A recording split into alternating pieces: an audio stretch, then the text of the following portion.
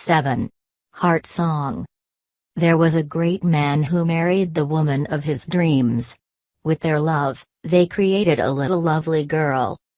When the little girl was growing up, the great man would hug her and tell her, "I love you, little girl."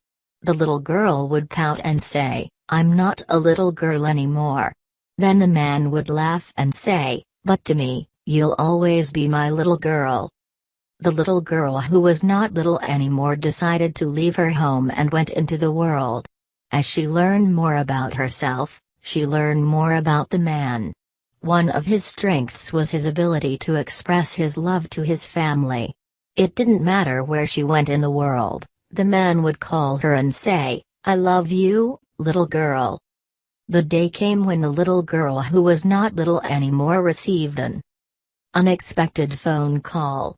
The great man was damaged. He had had a stroke. He couldn't talk, smile, walk, hug, dance or tell the little girl who was not little anymore that he loved her. And so she went to the side of the great man.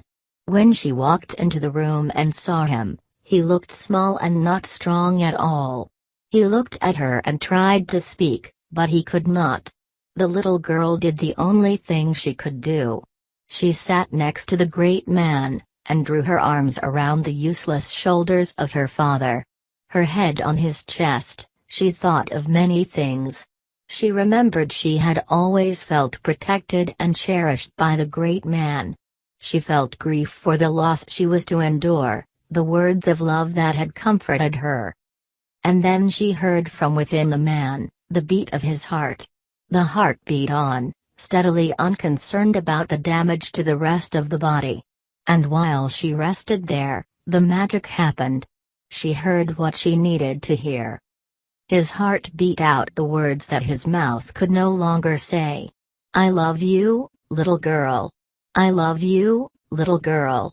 And she was comforted. Patty Hansen.